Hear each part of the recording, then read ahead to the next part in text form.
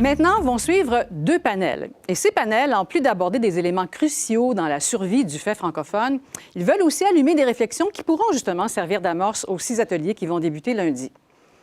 Chaque panel va durer en tout environ 1 heure. La première partie sera occupée par un échange entre les panélistes, alors que la deuxième demi-heure se fera en discussion avec vous, grâce à vos questions et commentaires recueillis sur Mentimeter, comme les amis dans Mode Solution vous l'ont expliqué. D'ailleurs, j'ai adoré l'exercice Mentimeter auquel vous venez de participer, parce que j'ai l'impression que je vous connais encore mieux maintenant que je vous parle. Là-dessus, donc, le premier panel aura un caractère à la fois historique et sociologique et portera sur l'évolution des relations entre le Québec et les francophones du Canada. Ce panel sera animé par moi-même, et Yao sera votre porte-parole et nous relaiera vos questions et commentaires. Un petit peu plus tard, le deuxième panel sera à la recherche d'inspiration pour une solidarité francophone actuelle et tournée vers l'avenir. Ce deuxième panel sera animé par Yao et je serai alors votre porte-parole.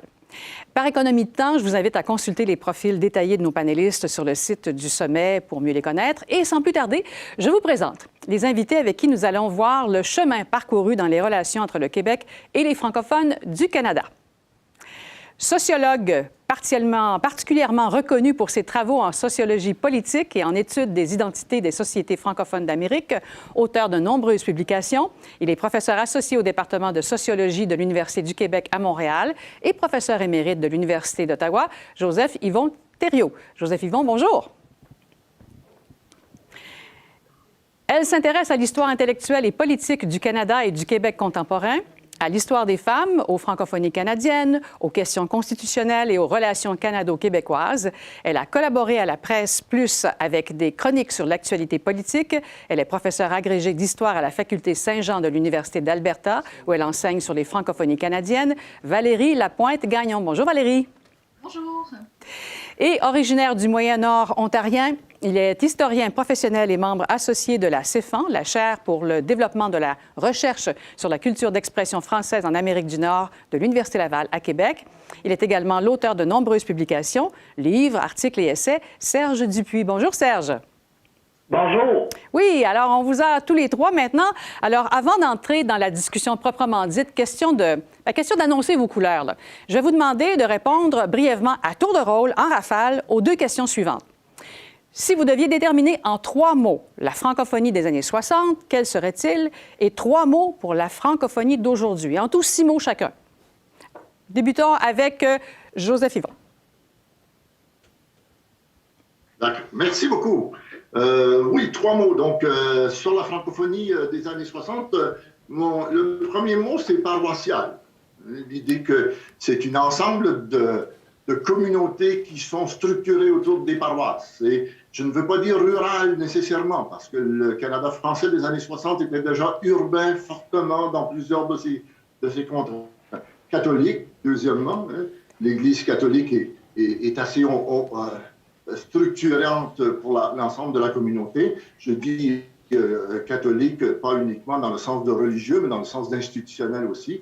Hein, les communautés étaient organisées autour des institutions, hôpitaux, services sociaux, écoles, couvents, etc., hein, qui étaient gouvernés par les catholiques. Et troisièmement, national, hein, dans le sens de la dualité nationale, dans le sens de faire société.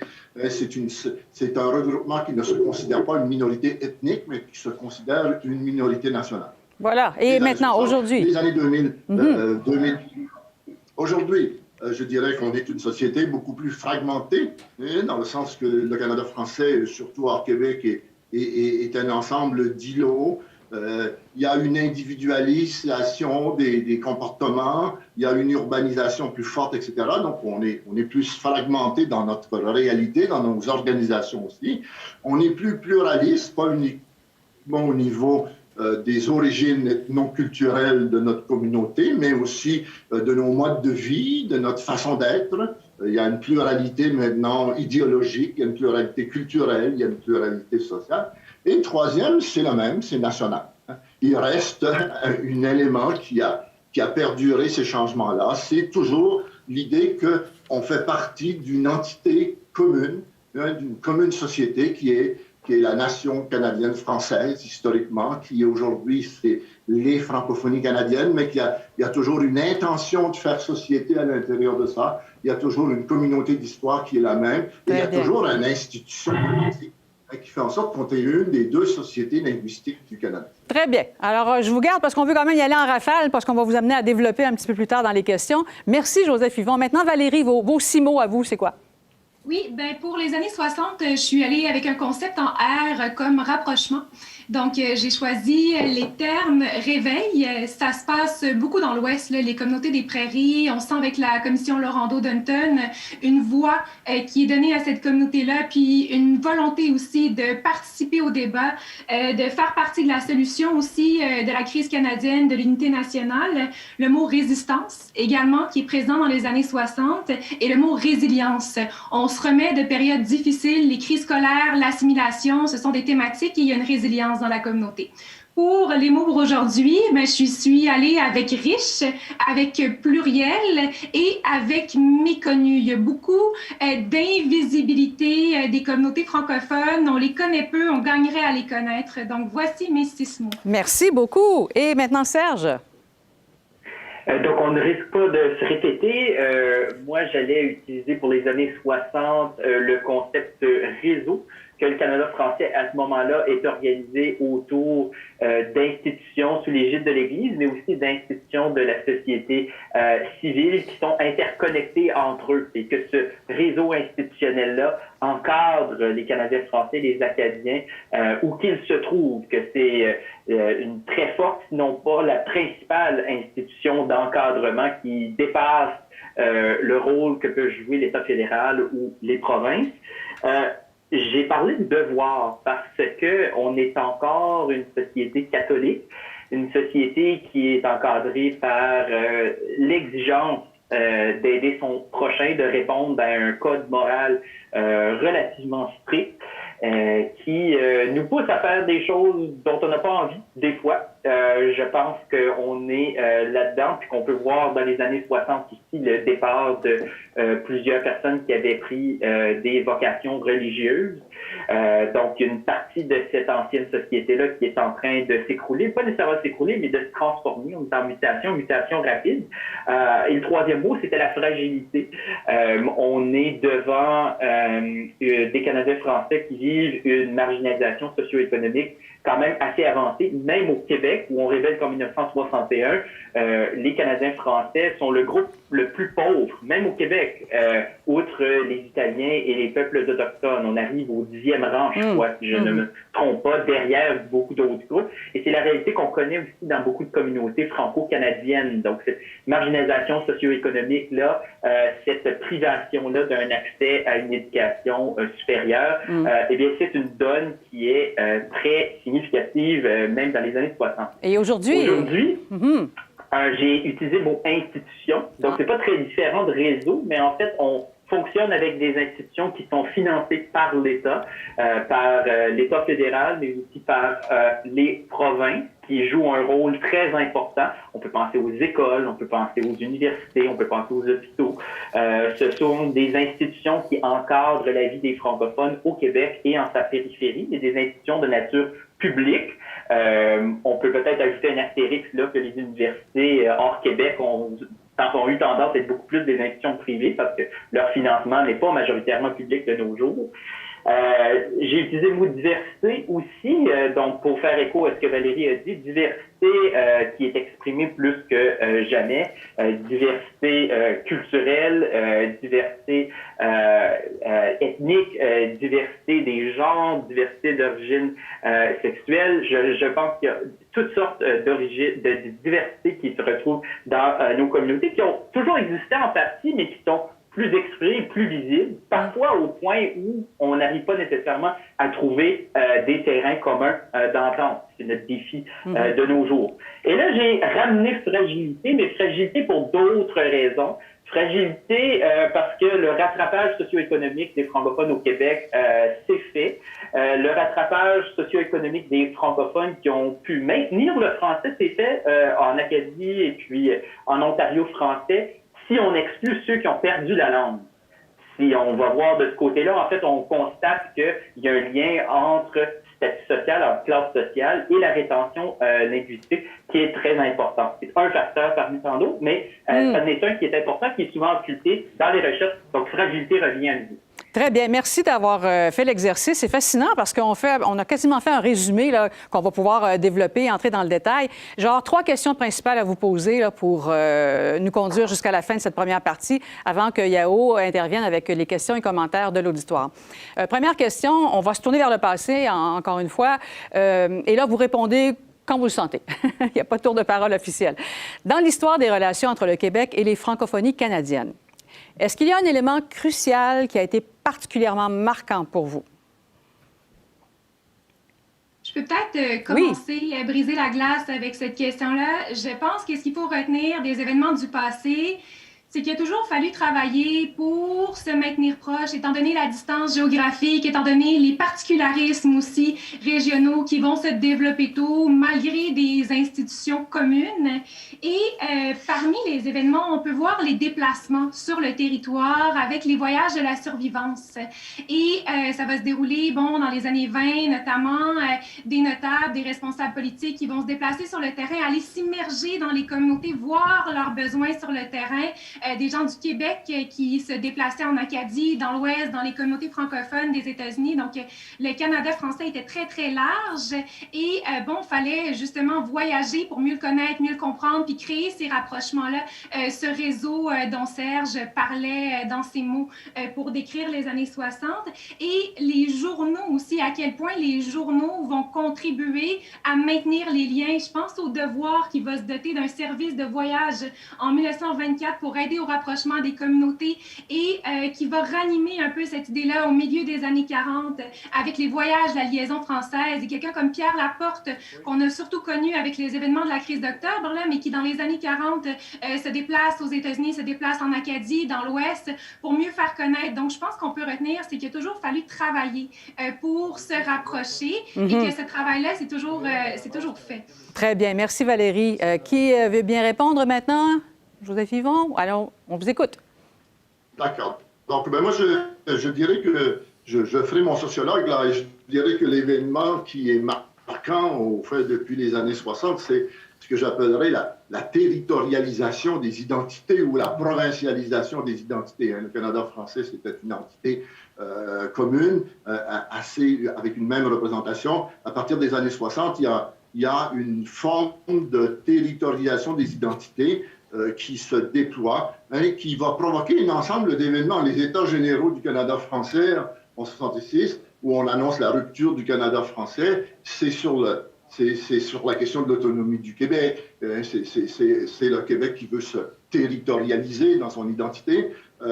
On peut dire que le développement de l'État-providence va faire en sorte que les communautés francophones partout, qu'elles soient québécoises ou francophonie canadienne ou acadienne, vont se tourner vers leur État provincial pour des écoles, pour des hôpitaux, etc.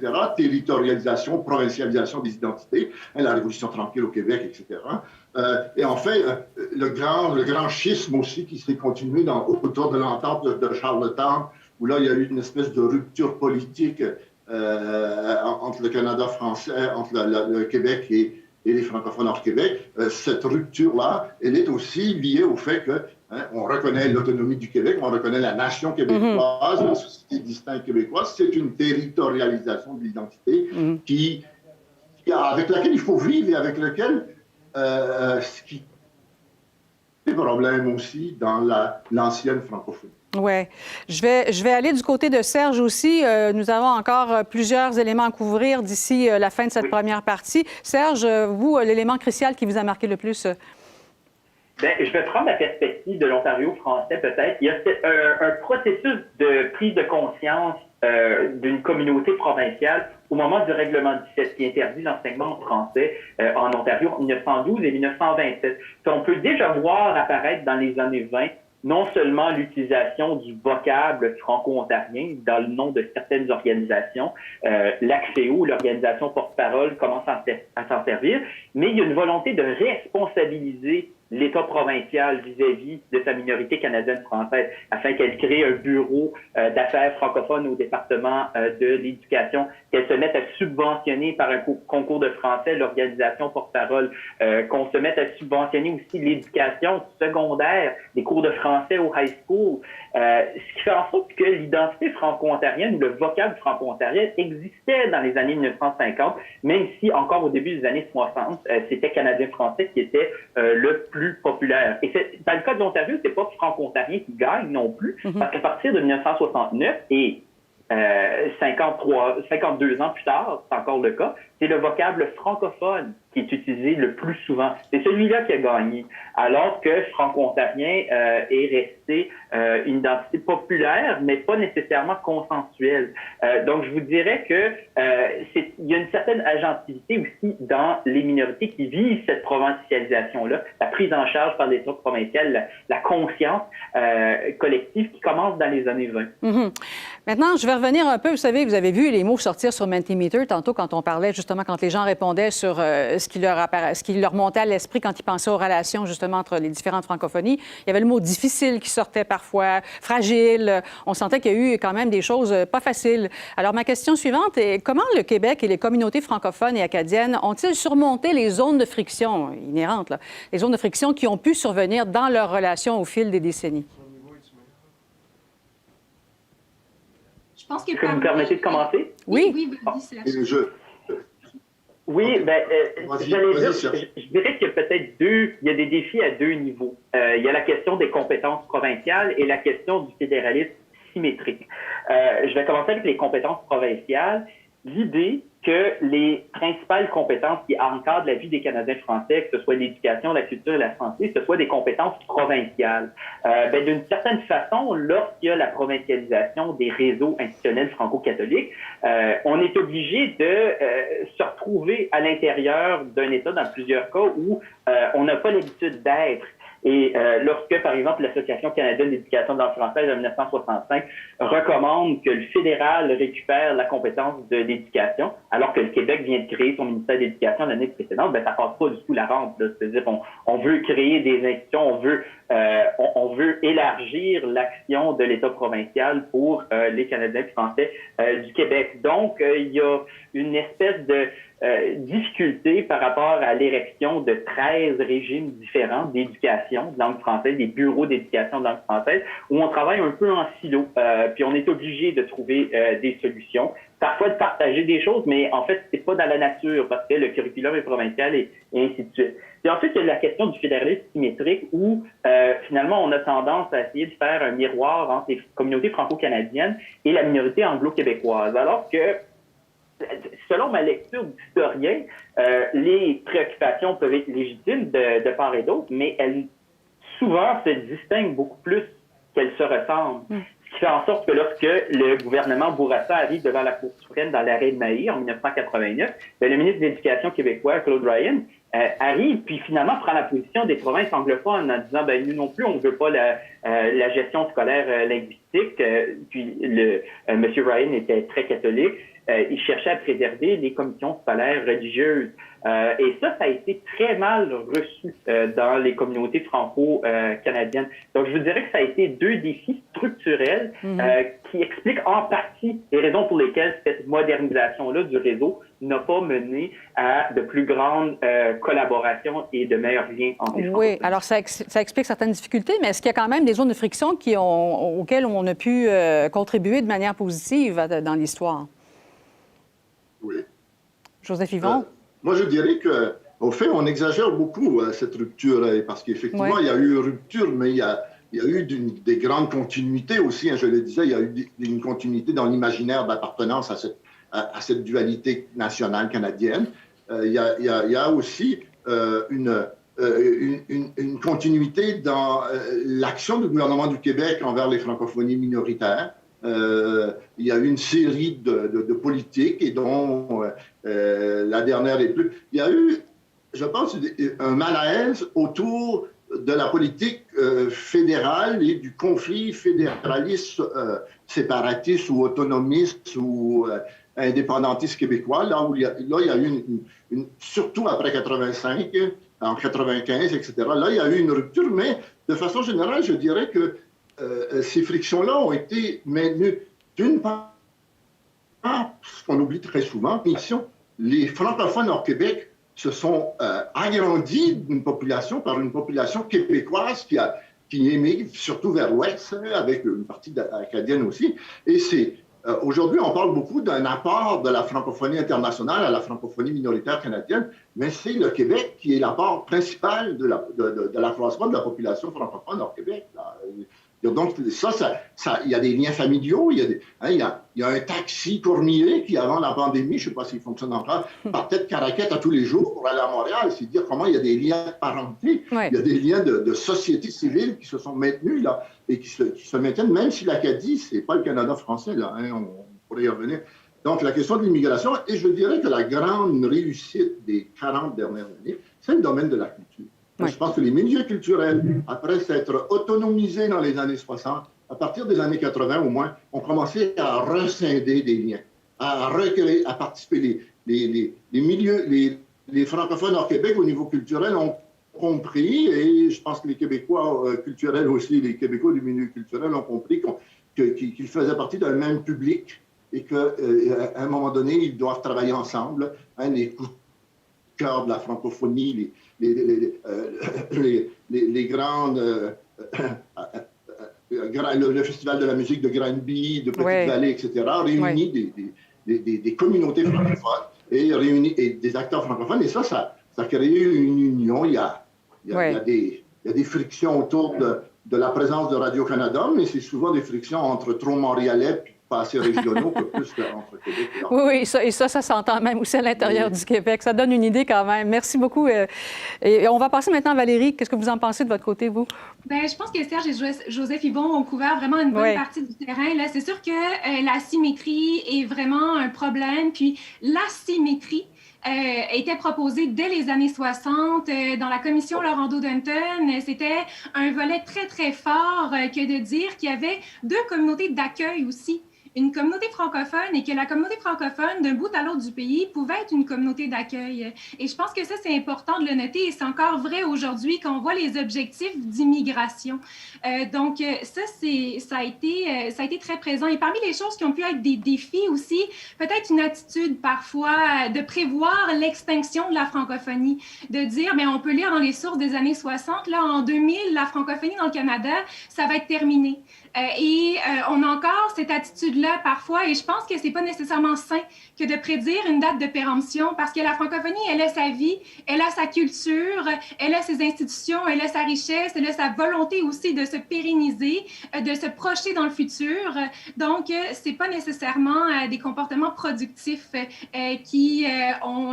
tout ça a pu nuire dans le passé au rapprochement, mais parmi les choses qui sont positives, il y a les objectifs communs, là, les objectifs justement de pouvoir vivre en français, la question de l'égalité réelle aussi, que le français ne soit pas un obstacle à la progression de carrière ou aux objectifs en éducation. On le voit en ce moment là, dans le post-secondaire en français, en francophonie canadienne, il y a eu des grosses secousses et ça nuit évidemment aux solidarités. Il faut renforcer ces structures-là pour maintenir une francophonie vivante. Puis de se dire qu'une francophonie vivante, ça passe par le Québec, oui, mais ça passe par l'ensemble du pays également. Ah oui. Bien là, vous m'ouvrez la porte pour la troisième question, finalement. Merci, Valérie, parce que là, on s'est tourné vers le passé, mais maintenant, tournons-nous résolument vers aujourd'hui et l'avenir. Je vous demande tous les trois, quel serait votre plus grand souhait quant à la tournure que devraient prendre les relations entre le Québec et les francophones du Canada? Autrement dit, dans 5 ou 10 ans, là, comment aimeriez-vous voir les relations évoluer? Qu'est-ce qui s'est passé là, au cours de ces 5-10 ans-là? Si vous Serge. me permettez, Oui. je ferais juste, je bouclerai la boucle par rapport à la dernière question, mais je vais répondre à votre question. Allez-y.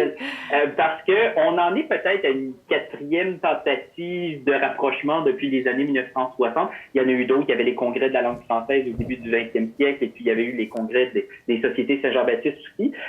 Mais ce qu'on oublie de dire, par exemple, par rapport aux États généraux qui se sont étalés sur 3 années, c'est que la grande majorité des sociétés civiles francophones qui avaient été invitées étaient d'accord d'accord sur une grande partie des enjeux, que ce soit la reconnaissance de la dualité nationale, que ce soit l'accès équitable à l'éducation en français d'un océan à l'autre, que le Québec soit reconnu comme le foyer des francophones. On était d'accord sur une centaine de résolutions.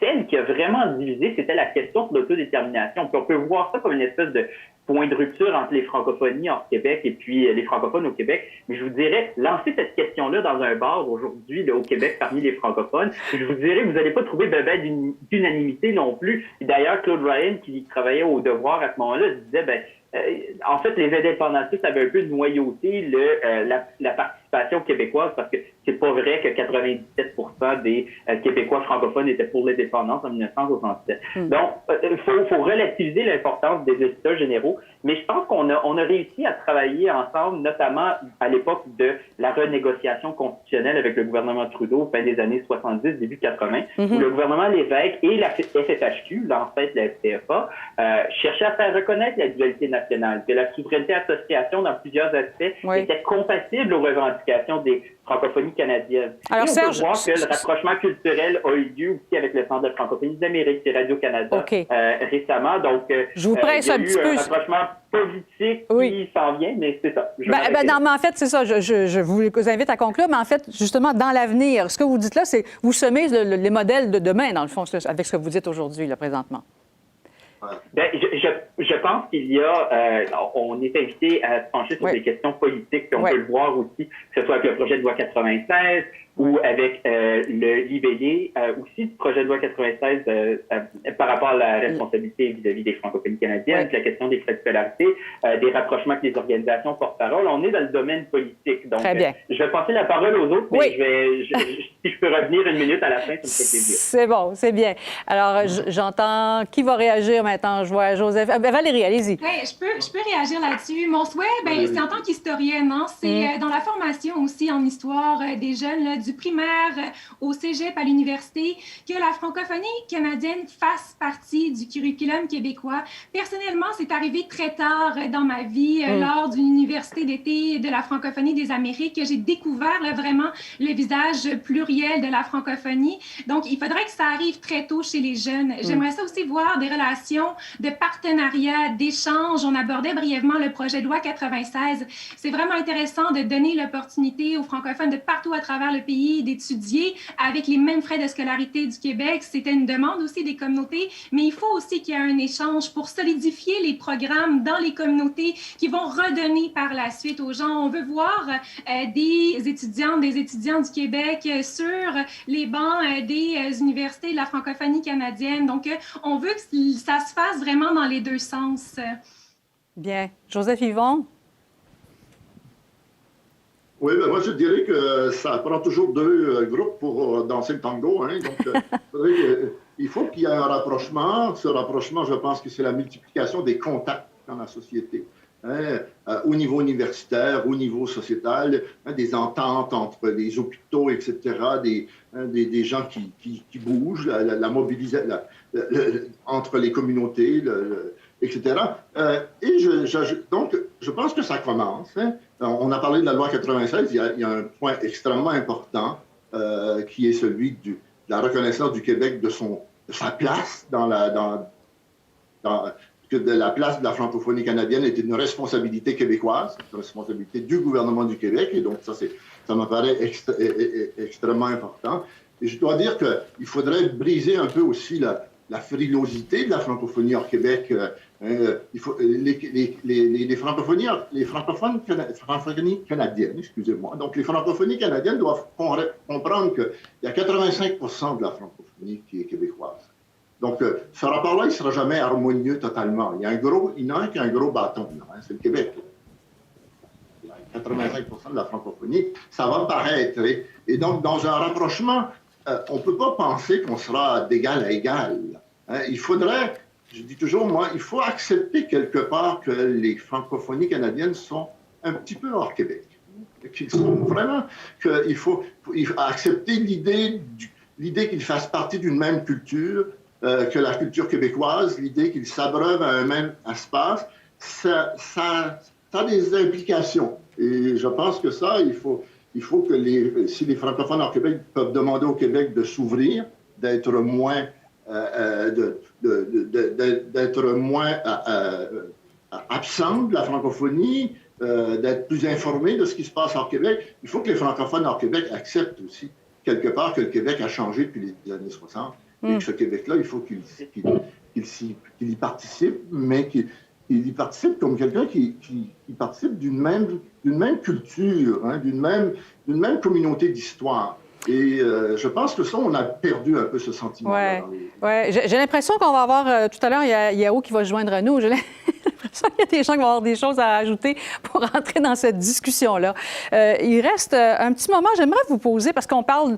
Depuis le début, on s'est tourné vers l'histoire de la francophonie et on n'a fait que parler du fait, francophone historique. Mais de plus en plus, maintenant, la francophonie aussi inclut les gens venus issus de l'étranger qui choisissent de venir s'établir et faire partie de la communauté francophone, faire partie du pays.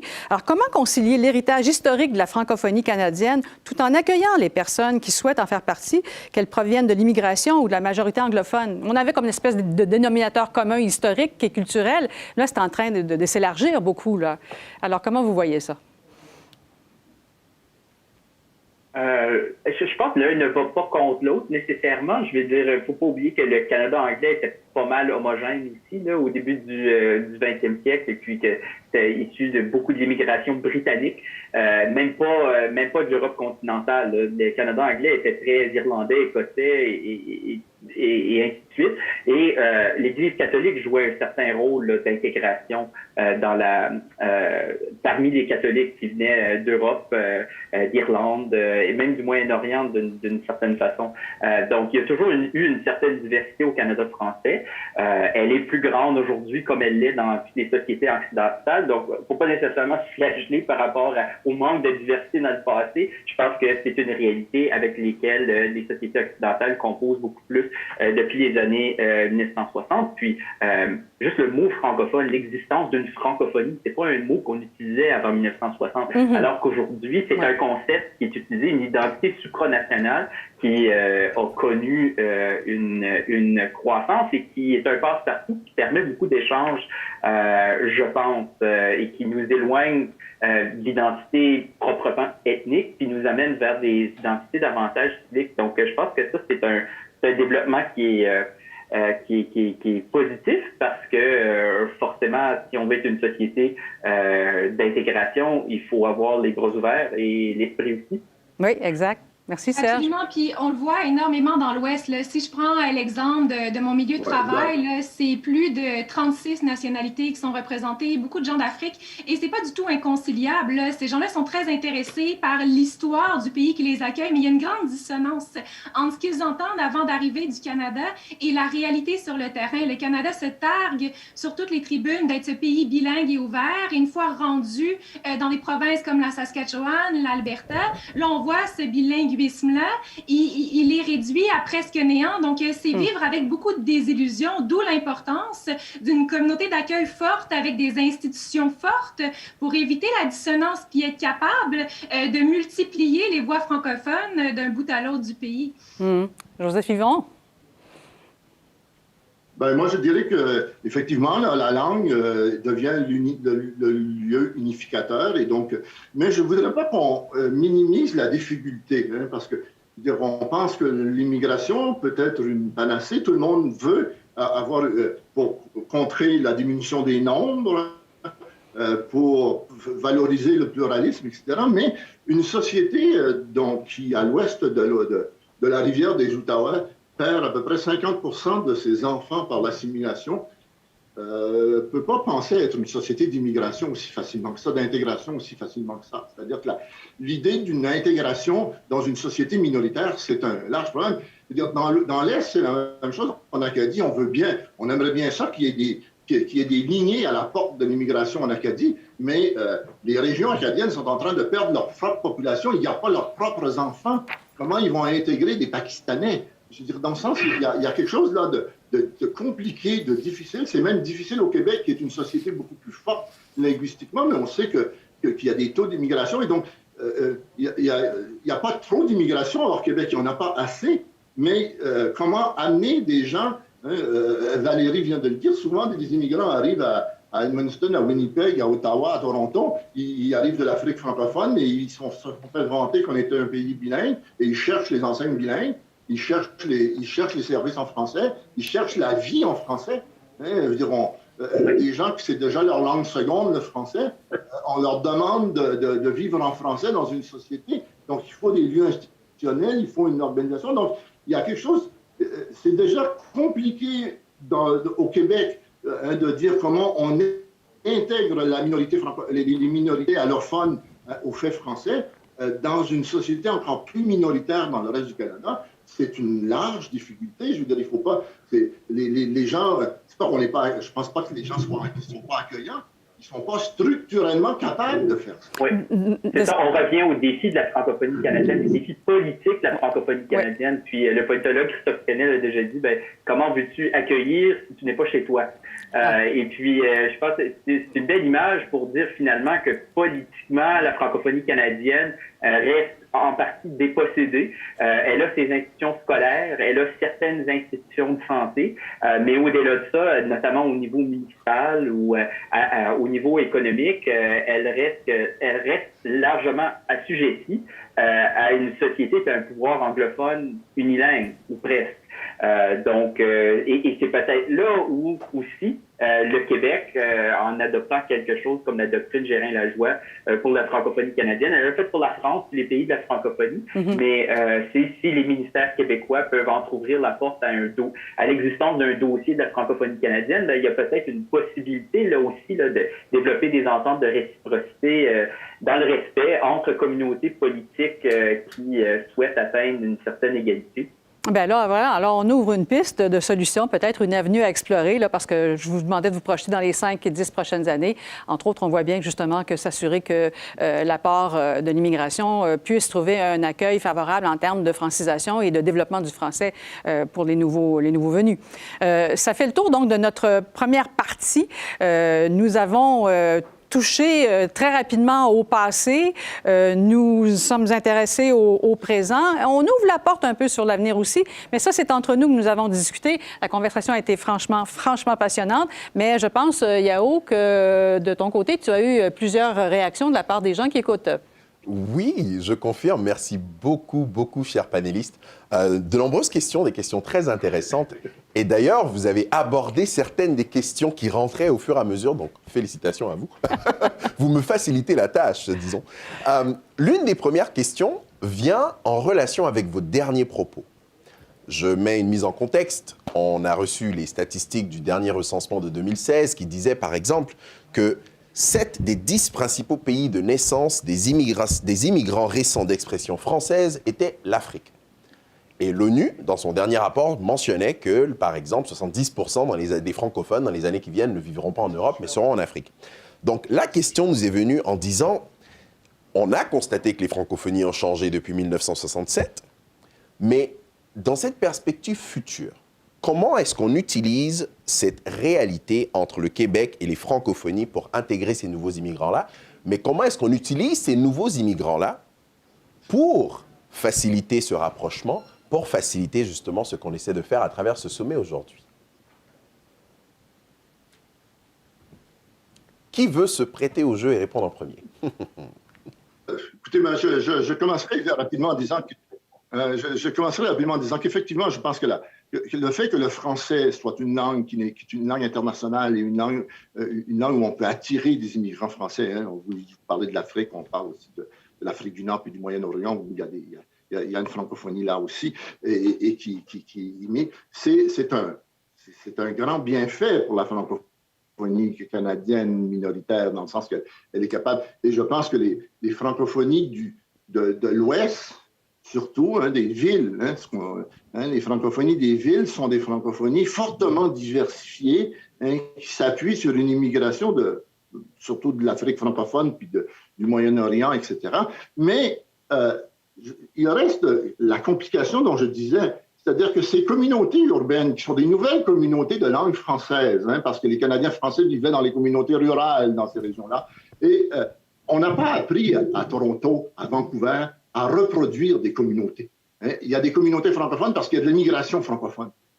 une reproduction sociétale. Et donc, pour qu'il y ait une reproduction sociétale, il nous faut des institutions qui amènent à la fois les francophones de l'immigration et les francophones de l'immigration interne qui arrivent à Toronto, à Edmonton ou à Edmonton, c'est un peu différent, mais dans toutes les villes urbaines du Canada français minoritaire qui s'intègrent à ces institutions parce qu'il faut une densité sociale pour qu'une langue persiste. Et surtout une langue qui est souvent, pour l'immigration, même l'immigration francophone, une langue seconde. Si on veut qu'ils vivent en français, il faut qu'il y ait des lieux d'épanouissement de cette langue. Et je pense que l'idée de construire des centres communautaires, des lieux institutionnels, avoir ses propres institutions collégiales, etc., fait partie de ça. Mais c'est un défi immense. Hein, je veux dire, hein, les Canadiens français ont 300 ans derrière eux de passion linguistique, de défense, etc. Comment transférer ça à quelqu'un qui arrive ici et que le français a été pour lui une langue coloniale? Je pense qu'il y a des défis, je pense qu'il y a des belles choses aussi qui se font déjà sur le terrain. En Alberta, on a Francophonie plurielle Alberta qui accueille notamment beaucoup d'Africains qui les aident à lever les